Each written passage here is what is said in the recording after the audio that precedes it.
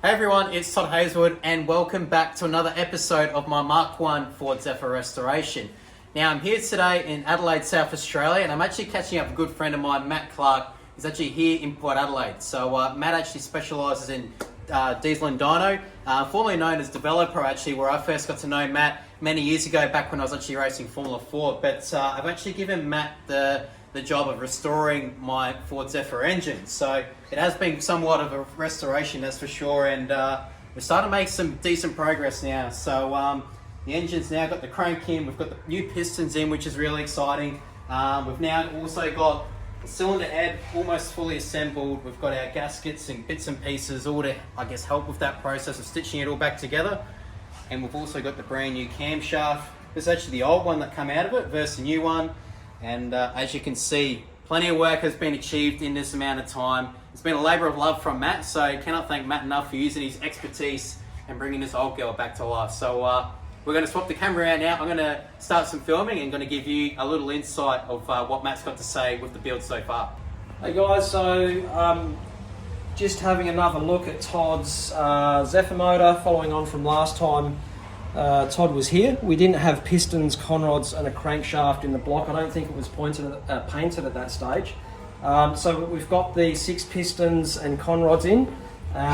We can give this a little bit of a turn over if Todd wants to get in and have a look at the, I guess what we call the pistons going up and down in the freshly machined bores.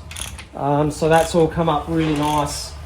These engines run a rope, an old school, what we call rope rear main seal, which are quite tricky to get installed properly without having too much friction or drag on the engine. So we're happy with the bottom end, essentially, or what we call our rotating assembly. Our short block or rotating assembly consists of the block, pistons, rods, and crankshaft.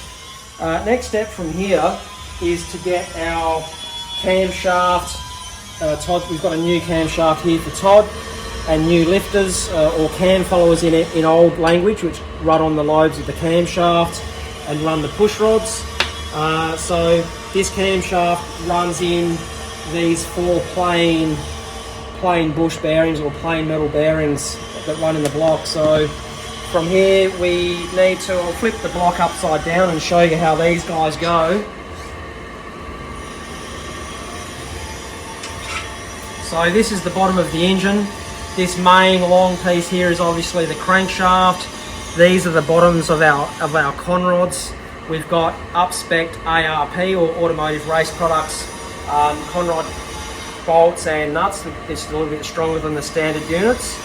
The camshaft essentially will fit into the block through from the front here. Once we've got our new bearings in, the camshaft will run all the way in through the block. I'll just pop that out. But these cam followers that run on the camshaft have to be installed down into the cylinder block before the camshaft goes in. Okay, so from here it'll be cam bearings into the block. All the followers will go in. The camshaft will go in, cam chain. From that point there we can flip the motor up the other way. We can start putting the cylinder head on, push rods, rocker arms, and get what we call the long motor assembly.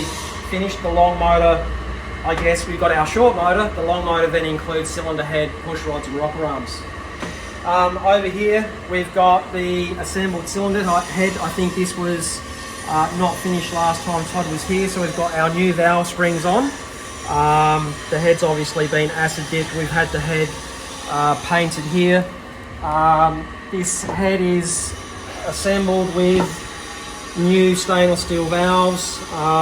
We didn't need to put performance valves in this engine, but it was kind of a nice touch and they'll last forever. So just adds to the, I guess, the quality and the rest of the build. It's not just an engine build, it's a restoration. So yeah, we're coming along quite quickly.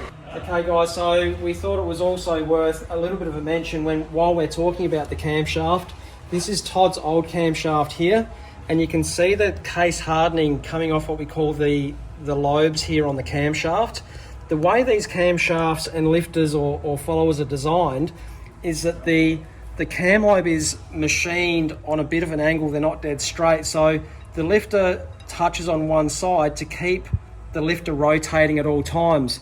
Once that wear mark goes all the way across the lobe, and this is on any flat tappet engine, whether you've got an old Holden, old Ford, whatever it may be, once that wear pattern goes right across the lobe and we have no lifter rotation, it will wear super rapidly. Okay, so one of the things that Motul do with their classic range of oils is run a higher amount of zinc and other products to help flat tappet cams, which we won't find in a lot of the new modern oils. So the Motul Classic Oil is great for your flat tappet cam followers to aid in the rotation and the lubrication of flat tappet cams. So that's a good little insight there from Matt and where we're at with this restoration of this old girl. Thank you to everyone who's watched my episode so far. Let me know in the comments below what else you'd like to see moving forward.